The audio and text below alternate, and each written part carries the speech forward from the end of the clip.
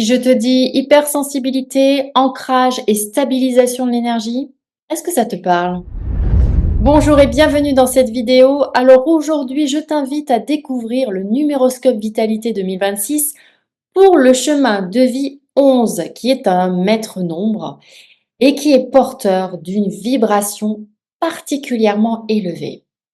Alors, si tu ne connais pas ton chemin de vie, eh bien ne t'inquiète pas, je t'ai mis dans le descriptif de la vidéo le calcul pour que tu puisses le découvrir. Allez, c'est parti. Alors, si ton chemin de vie est 11, comme le mien, moi je suis de chemin de vie 11, eh bien tu incarnes une énergie d'intuition, une énergie de vision, de sensibilité extrême et de connexion spirituelle mais profonde. Et tu es souvent très réceptif ou réceptive ou bien très ouvert, ouverte, avec, je dirais, une capacité naturelle à ressentir ce qui ne se voit pas, à capter, tu sais, l'ambiance, les émotions, les non-dits et même les chants subtils.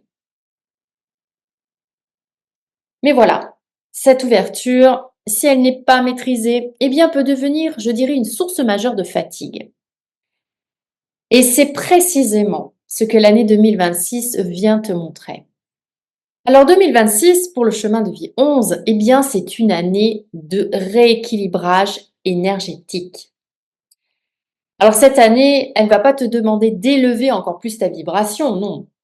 Elle va te demander justement de la stabiliser. Parce que la vitalité du chemin de vie 11 ne dépend pas de la quantité d'énergie disponible, mais de la capacité à la canaliser et à l'ancrer.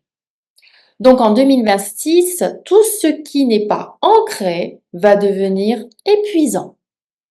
Donc, tu peux ressentir une fatigue nerveuse, une hypersensibilité accrue, une difficulté à dormir, une sensation de dispersion, voire une impression d'être trop ouvert, ouverte au monde extérieur. Alors, ce ne sont pas des faiblesses, mais ce sont des signaux de déséquilibre entre le ciel et la terre. Parce que si tu es de chemin de vie 11, eh bien tu captes naturellement des informations subtiles, émotionnelles, énergétiques. Et en 2026, eh bien cette capacité s'intensifie, mais sans ancrage suffisant, elle peut surcharger le système nerveux. Sur le plan physique, tu peux être souvent sensible au système nerveux, au sommeil, à la fatigue chronique, aux tensions diffuses ou aux troubles liés au stress. Donc attention, il faut bien que tu comprennes que ton corps devient ton messager. Il devient le messager d'un besoin fondamental, revenir dans la matière. Donc attention à ça. On va te demander vraiment cette année d'être connecté à la matière. Alors, ça ne veut pas dire que ton corps te demande d'être moins spirituel, pas du tout. Ça veut dire qu'il te demande d'être plus incarné. C'est hyper, hyper important. Donc, en 2026, ta vitalité dépendra de ta capacité à revenir dans le corps, à t'ancrer dans le présent, à poser des limites énergétiques claires. Ça pourrait être dire non, ça pourrait être te protéger, te retirer quand c'est nécessaire. Et je dirais que toutes ces petites choses-là, eh bien, ça devient vraiment un acte de santé, des actes de santé impératifs pour toi. Et le défi émotionnel pour toi cette année qui est en chemin de vie 11, eh bien, c'est souvent de vouloir aider, éclairer, soutenir, parfois au détriment de ton propre équilibre. Et oui, je connais bien ça moi aussi. Donc en 2026, eh bien, cette posture peut devenir épuisante si elle n'est pas ajustée. Alors je te rassure, tu n'as pas à porter le monde, ok? Tu as à t'habiter pleinement. C'est ça vraiment l'énergie de 2026. Alors je sais, c'est pas simple, mais on va y arriver. Donc spirituellement, 2026, c'est vraiment une année clé, justement pour, je dirais, pour apprendre à faire circuler l'énergie du haut vers le bas. La spiritualité, quand on est de chemin de vie 11, ne peut plus rester uniquement dans l'intuition ou la vision. Elle doit s'exprimer dans des gestes simples, concret, incarné. Et ce qui va régénérer vraiment, c'est ce qui va vraiment te régénérer hein, profondément en 2026, eh bien, ça peut être des routines corporelles qui peuvent être très simples, ça peut être le contact avec la nature, ça peut être la respiration consciente, les pratiques d'ancrage ou je dirais aussi une hygiène pardon, énergétique régulière. Plus tu prends soin de ton corps, plus ton énergie spirituelle devient stable et fluide. Alors sur le plan émotionnel, eh bien 2026 t'invite vraiment aussi à poser des limites relationnelles. Parce que ton hypersensibilité peut te rendre perméable aux émotions des autres. Apprendre à distinguer ce qui t'appartient de ce qui ne t'appartient pas est essentiel pour préserver ta vitalité. Je dirais que tu n'as pas à absorber pour comprendre. Tu peux ressentir sans porter en fait.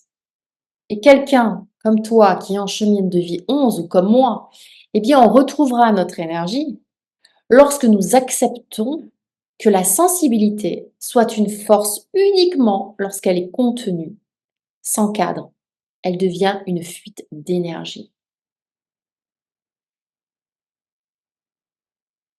Donc je dirais que cette année, eh bien, t'apprends à enfin nous apprend en fait, hein, puisque moi je suis de chemin 11, donc ça nous apprend à nous ancrer sans s'éteindre, à nous protéger sans se fermer, à rayonner sans s'épuiser.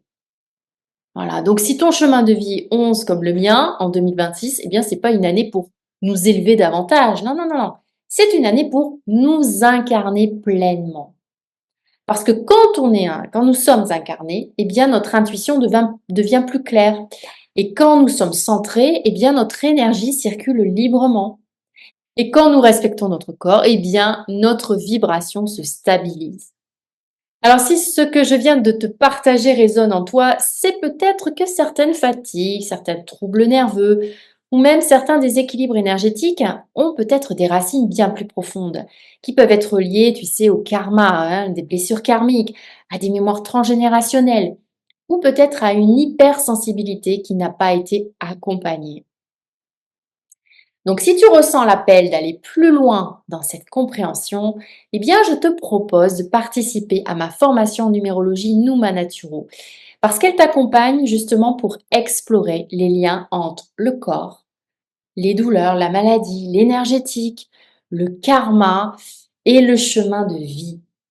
Et c'est tout ça, c'est dans une approche vraiment holistique, dans une approche incarnée surtout, hein, nous qui avons besoin d'incarnation cette année, et et je dirais que c'est profondément transformateur. Et si tu ressens le besoin d'un espace vraiment collectif pour te déposer, pour t'ancrer et surtout pour libérer, hein, se libérer de ces charges qui sont parfois invisibles, eh bien, je t'invite au cercle de Nouma, qui sont des espaces de guérison, de stabilisation énergétique, où l'on travaille ensemble, hein, c'est collectif, hein, sur des mémoires qui impactent directement ta vitalité et ton système nerveux. De toute façon, je t'ai mis tous les liens en descriptif en dessous de la vidéo, si tu veux en savoir plus ou même t'inscrire. Alors, en conclusion, qu'est-ce que nous, on doit retenir, nous qui sommes de chemin 11? Eh bien, de prendre soin de notre ancrage. Ça, c'est hyper, hyper important, hein. Allez-y, hein. Prenez soin de votre ancrage. On est dans la matière cette année. On va être dans la matière, ok? On n'oublie pas son côté intuitif, bien sûr, mais on est dans la matière. On concrétise dans la matière. Notre sensibilité, c'est une force quand elle est habitée en nous, hein. Et quand notre énergie est stable, eh bien, notre lumière peut rayonner sans nous épuiser. OK? Donc, si tu as aimé cette vidéo, alors n'oublie pas de liker, n'oublie pas de t'abonner parce que toute cette année 2026, je vais te donner des tas d'infos par rapport à ton chemin de vie et pour t'aider justement à travailler ta personnalité, tes émotions, à t'aider à te libérer, mais t'aider aussi spirituellement à développer ton côté énergétique et surtout à te connecter à ta partie divine tout en restant ancré, hein, d'accord? Donc, je pense que tu as bien saisi le message, hein. S'il faut retenir, c'est ancre-toi cette année. Qu'est-ce que je disais? Oui, donc n'hésite pas à t'abonner, à partager, pour recevoir de nouvelles vidéos. Voilà. Donc je te dis à très bientôt, je te souhaite de très belles fêtes et on se retrouve très rapidement.